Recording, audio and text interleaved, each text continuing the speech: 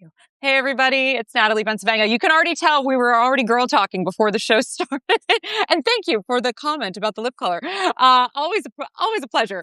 My name's Natalie Bensavanga. I'm sure you already know that if you check out Facts Over Fear often. I'm really excited for my guest today, Scarlett Gillespie. And Scarlett, I really wanted to have you on today. I'm going to talk a little bit about what's been happening here in America. You are our neighbor in the north in Canada, and we're going to be talking a little bit about what you're up to and why you're running for mayor in Hamilton, Ontario. But just to kind of kick things off, everybody, as we get started here, last week here in the United States, our Supreme Court issued its first major ruling on transgender athletes, deciding in a 6-3 decision that states can ban transgender girls and women from competing on girls' and women's school sports teams. So the decision upholds laws that are happening in Idaho and West Virginia, and it's expected to strengthen similar restrictions already in place in dozens of states.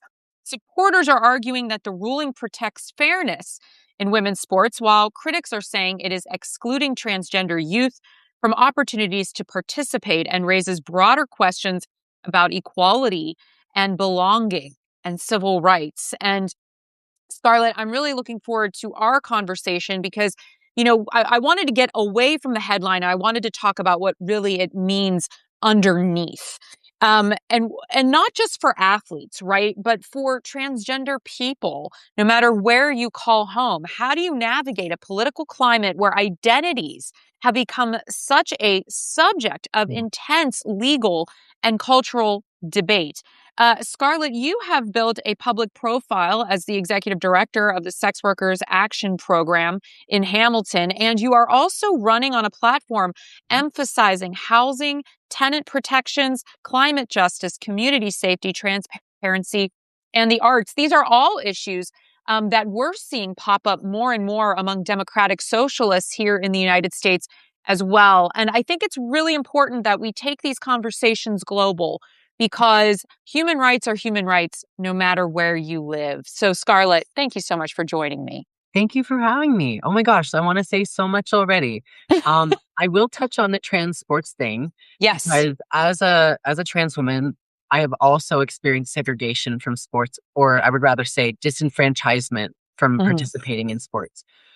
We need to look at the real juxtaposition here. Justice Kavanaugh, someone who has been accused of legitimate sexual violence towards women, is, in his mind, protecting cisgender women from transgender women so that people with penises aren't able to be around with people with vaginas while they are changing and before they go play a game. We need to really be honest about what we're doing here. A man is bullying young trans women, and there are so few trans athletes, full stop, that we are really not protecting cisgender women. The amount of cisgender women outnumber transgender women. And just because the false information about, the arguments about trans women having an advantage in sport because they're, quote unquote, biologically male. Well, most trans women that are transitioning take spironolactone, a potassium-sparing diuretic, which is a heart medication before it is an anti-androgen. And that anti-androgen reduces their testosterone to the point of being commensurate, the same as a cisgender woman's range of testosterone. We are being fed propaganda, and it is being translated into legal jurisprudence that is harming the most vulnerable people in our society. And unfortunately, there were conversations about the Supreme Court in the United States being stacked. Perhaps it's not my place to comment on that, but I do pay attention to international politics. So it's something I've been paying attention to as well. We also could look at, for example, J.K. Rowling, how she's used her massive wealth from the Harry Potter series, which is very loved by many trans people, yet they have been removed from their love of it because of how the author has targeted them and used her funds to quite literally bolster legal cases in the United Kingdom, which have also created, in my opinion, erroneous and harmful legal precedents. So how do we seek joy? I can tell you, I only as an adult was able to participate in softball, a queer league, and finally got that experience. And to know that there's a legal precedent stopping children. Like I used to be a child just wanting to feel safe in my social circle, just wanting to go to school. It's really, these are questions we really need to consider the safety of everybody. Mm-hmm. And when we look at the statistics of sexual assault and assaults, it's mostly cisgender white men that are committing these crimes. It's not transgender women. And when we see white men commit massive mass shootings in the United States, they usually get off scot-free by saying they were mentally ill. But yet they call trans women mentally ill, and we're not given any deference or kindness. Not to say that we are mentally ill. If we're mentally ill, it has to do with how we're treated by society, not an innate state of being transgender. It is the response to hatred and vitriol and judgment and a lack of acceptance and inclusion and belonging. Also, trans women and racialized trans women specifically are the most poor in our society. They have not the same access to education. They experience many barriers to accessing education, healthcare, public services, civic participation, transportation even. And that is why often trans people are relegated to sex work, which forces them into criminalization. There are so many ways that trans people are disenfranchised, not just in the United States, but also in Canada. They do say that it's a great place here. I think that, the way that the United States is juxtaposed with Canada, people will talk about Canada being, a safe haven. But even here, there's a lot of organizing on the right, the religious right, puritanical right, to get people to hate us just from, expressing stigma, expressing these misgivings, this dis and misinformation, which confuses and muddles the conversation because people don't realize it's all about class, baby. It's all about money. It's not about creed or race. It is about those things, but what matters most nowadays and people need to be critical of and analyze is class. Well, and you coming from, yes, and going. And you read my mind because I was just going to say to you, but how are cisgender women supposed to feel superior if we don't have this to lord over all of you, right? This idea of, once again, this arbitrary division between gender, between race, between class, because, hey, if we're all infighting and if we're somehow made to feel, oh, I'm supposed to be afraid of those people, or those people are taking something that I feel belongs to me, then we're not actually looking at the corporate oligarchy, the overlords that are taking from all of us in such a way that can't even compare to the perception of faux oppression that this puts and pits cisgender women against trans women. And this is why I've always said this.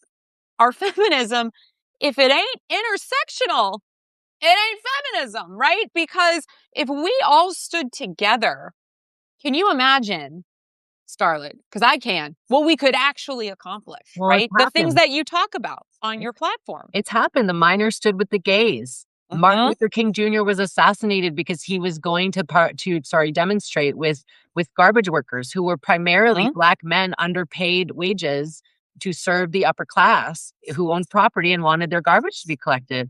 It's all about class. We look at, one thing that really sticks out. We just had Pride Month, June, right? We all talk about Marsha P. Johnson and we talk about Sylvia Rivera. We talk about them being Black and trans, but we don't mention that they were sex workers. And we don't mention that one was murdered and one died homeless and penniless because of their class position in society. And I'm running for mayor of Hamilton because I also am a former sex worker. And because I'm a former sex worker, I have an excellent class analysis. I understand these things. I understand oppression. And I'm using that knowledge and that skill and that understanding of minutiae and nuance to the forefront, to break those illusions of my neighbors, to inspire them, to be like, hey, you can too, because ultimately we all have a lot more in common as human beings, no matter our background, where we came from, where we emigrated to, where we immigrated from. We are family, we are human, and we deserve to be in solidarity with one another so that each of our struggles means something to one another. That is so true. It's what matters to me. I'm facing false illegal eviction from my landlord, who is Sick Housing Hamilton, effectively the city's public housing corporation, because I advocated for my building to be maintained to proper standards. Like, we had crack in the foundation, efflorescence, flooding, black mold. The carbon monoxide detectors weren't operable for months. I saw, like, my neighbor's ceiling in her bathroom was it looked like it was raining, and they just do patchwork. So when I took responsibility for my neighbors and their struggle. I was targeted. The city offered me $20,000 to be quiet. I didn't accept it. And because I didn't accept it, after that is when they filed for the eviction, which is illegal. It is retaliation and reprisal, which I'm suing them for. But it just goes to show the class interests that are at play here, because the building and the city had to spend over $400,000 bringing it back to the code where they allowed it to fester. You know, I think about what you were saying here about the class issues, and then I go back to what you were speaking on around Kavanaugh. And, you know, his hands aren't clean. He's had allegations of sexual assault, correct? We know this. We know Donald Trump had to pay $5 million, or excuse me, was it 90 million? It was many millions of dollars. And he's convicted. And and convicted, and he is still in power. So we know that if this was really about quote unquote protection of women, that these people wouldn't even be in these positions. We know that, you know, we've seen more conviction around people protesting ICE than anybody in the Epstein files being brought to justice, right? So this fake energy around protection, right? Oh, goes all the way back to that brave woman.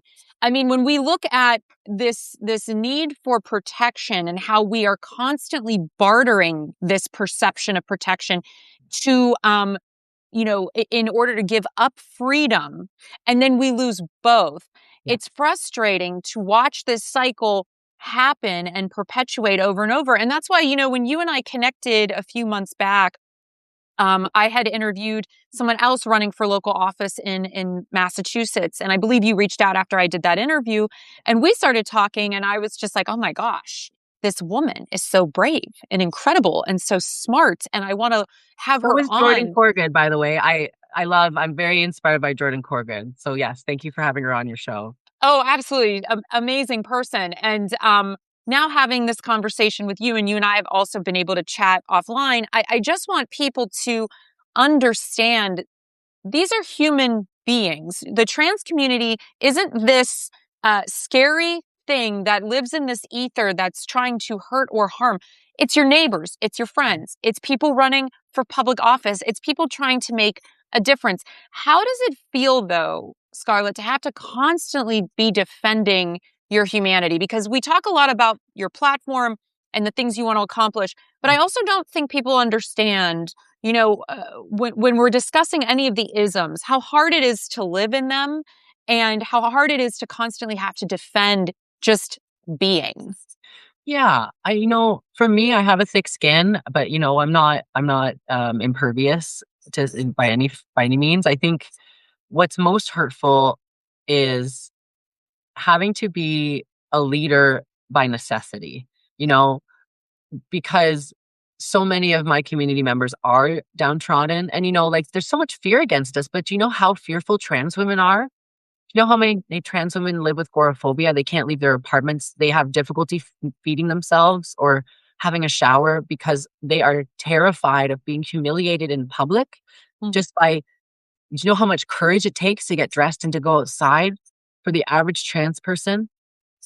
So many people are in despair and suicidal, not because they're mentally ill, because of how you treat them. And they're terrified to even go get groceries. And so for my role, I have faced a lot of abuse, and and that's partly why I do take this role of leadership, because if not me, who? If not now, when? I really feel that. And I also am inspired by the people who haven't made it, the people who have committed suicide, the people who have been murdered, and the people who are no longer with us, my ancestors. And I'm wearing the red dress earrings, missing and murdered Indigenous women and Two-Spirit people.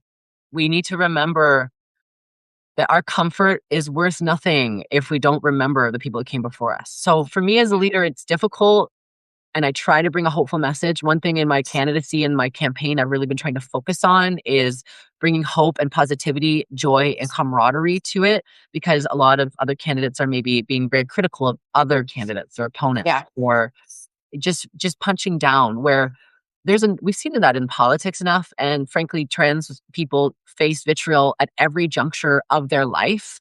They don't need more. And they don't need a role model that is willing to be toxic. like, believe me, I can get down and dirty like anybody can, but I want to role model behavior that makes people feel if she can do it, I can too.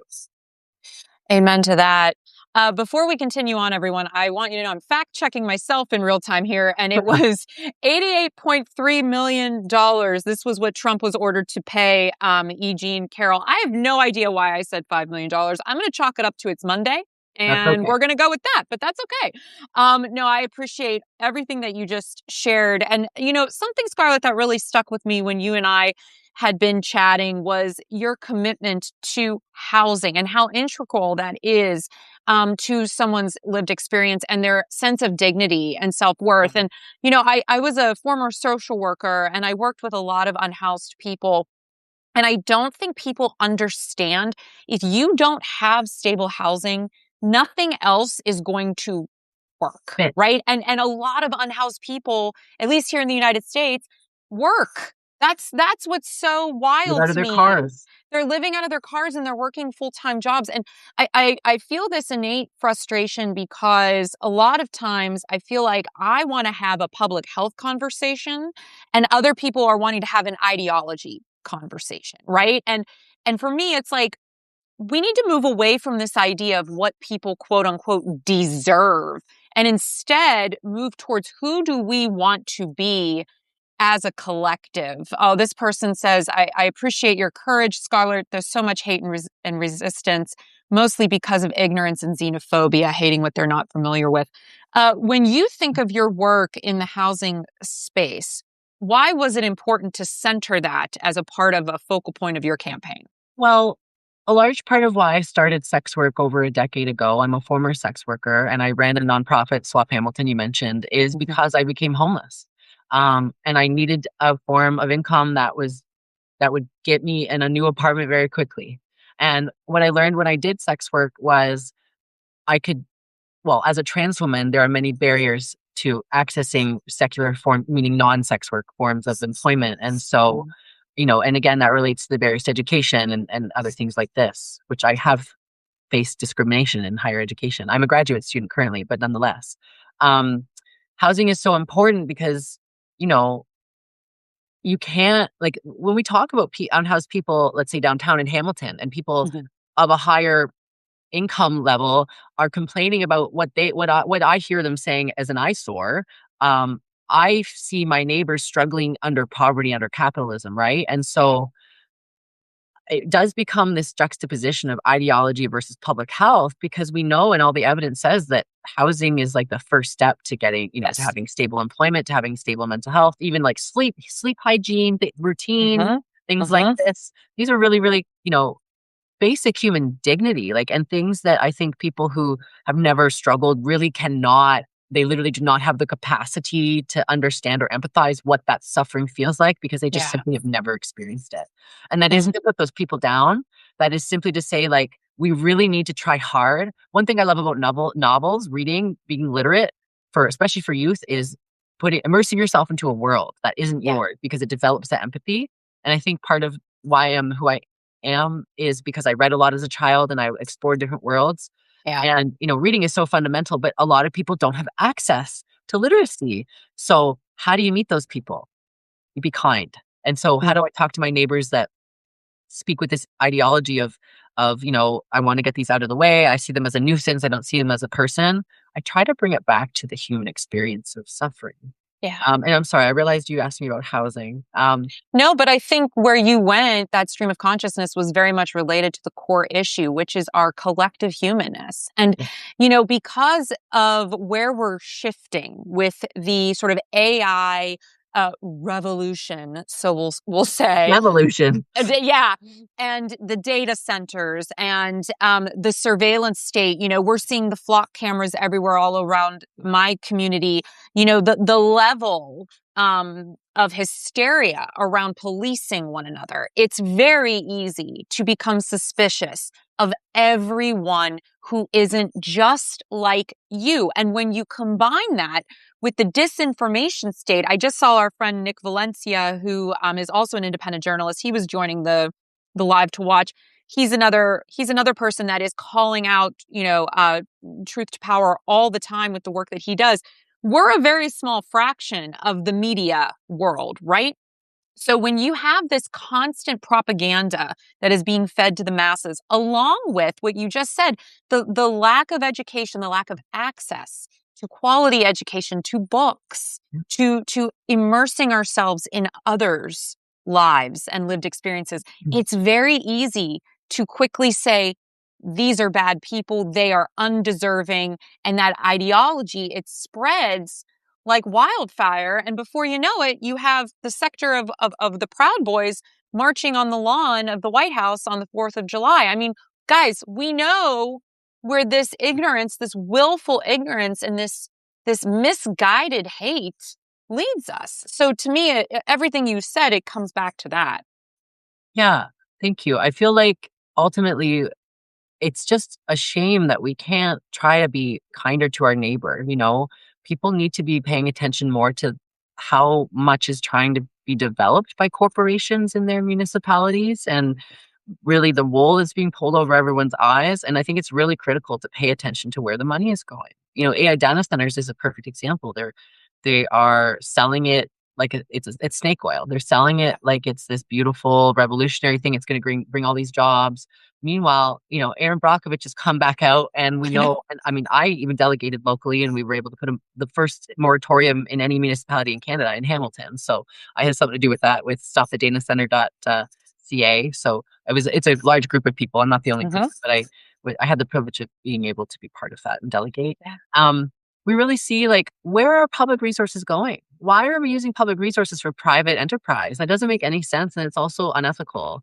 And lots of Scarlett, what should government be doing? Because I see, once again, this has become another point of contention with people. It's like, well, I don't want my government dollars to go towards that, but you're okay with it funding, genocide and unending war. So, yeah, and weapons and bullets and right. pages and And so when you think of tax dollars and where those should be going as somebody who childcare, wants to work in government, please share. Yes. Mm-hmm. universal basic income, Mm-hmm. education, Mm-hmm. healthcare, housing, basic necessities to make Yeah. sure every person has a semblance and a standard experience of dignity and safety, real safety. Safety is not having to sell sex because you cannot access a secular job. Sex workers work and it's legitimate work, not putting sex workers down. I'm simply saying that when people have alternative choices that, don't put them in a constrained choice, they will make different choices. So, for example, people on the street that may be dependent on drugs, we never think about why that happens. So, for example, in Canada, we have a very cold climate, right? Well, there's a large amount of stigma against people who use stimulants, meth or crack or stimulants.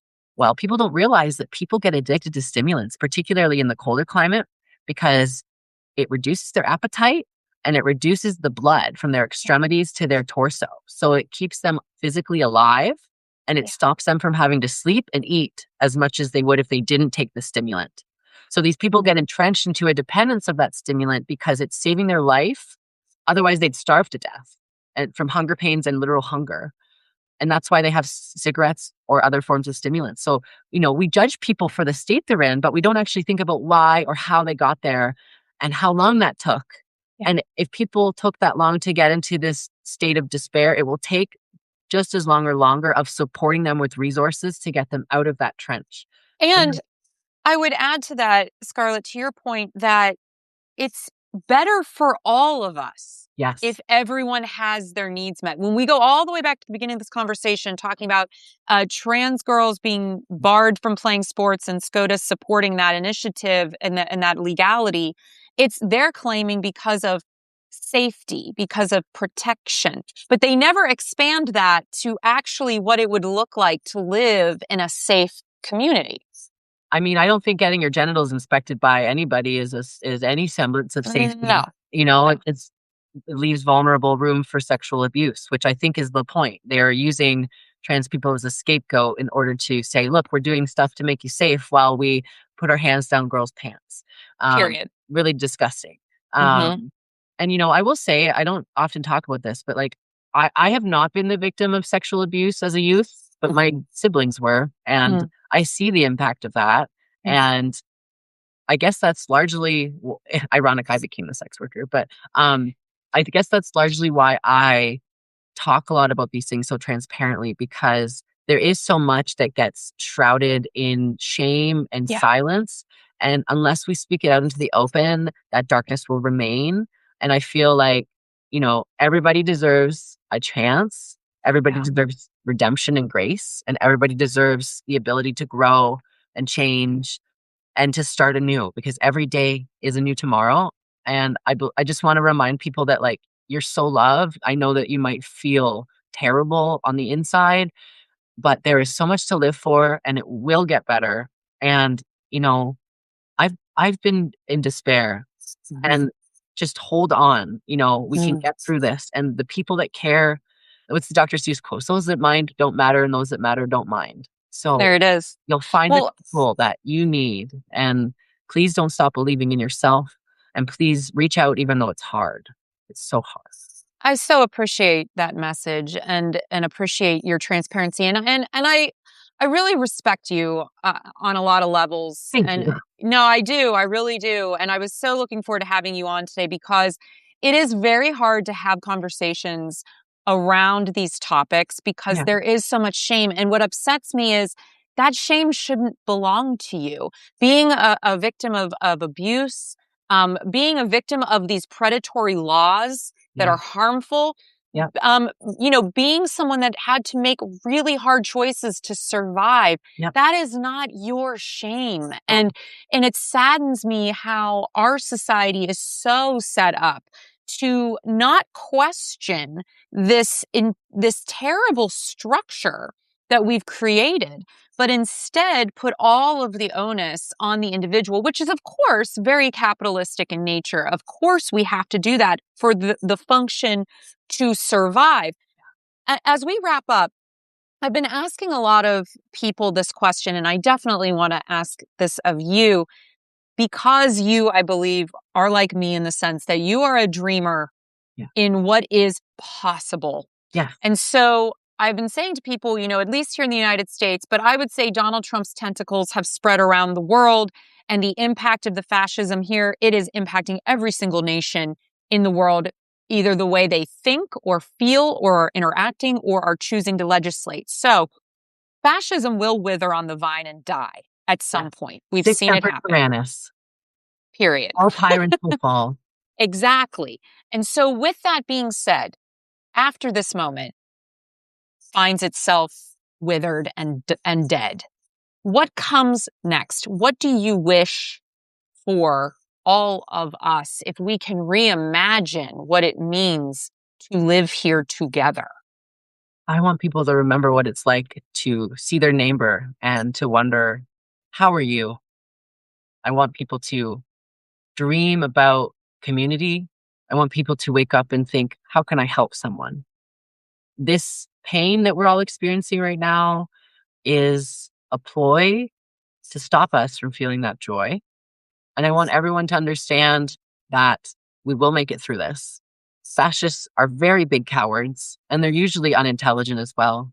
And those who matter don't mind, and those who mind don't matter. And the people, we see hatred like flames, but the thing is that love is just as contagious, and we just have to keep putting it out there. As hard as it might be to role model that, we do. And I also wanted to touch on your shaming changing hands, Giselle Pellicoat, right? The shame needs to change hands.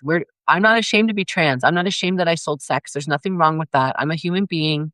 I I I facilitated space for men that were attracted to trans women.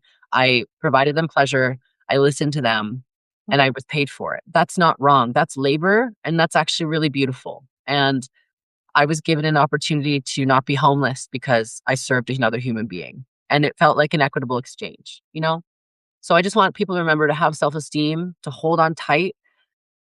Don't kill yourself. You will be so missed. People love you, whether you know it or not. And we can get through this. We have to love each other. And that's the only way we're going to get through this. I really appreciate the power of your message, and I know you are speaking to people that need to hear it in this moment.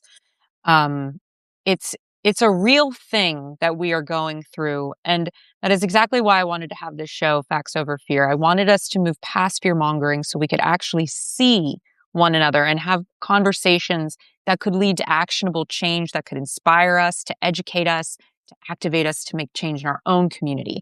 So if you want to learn more about Scarlett's journey and your work and your bid for mayor in Hamilton, Ontario, which is very exciting, how can people learn more? Thank you so much. You can check out my website, www.scarlettformayor.ca, and my Instagram, Scarlett4 with the number 4, mayor, is the most active social media feed. We hope to hear from you. Check out our feeds and feel free to send us an email. Thank you so much, Scarlett.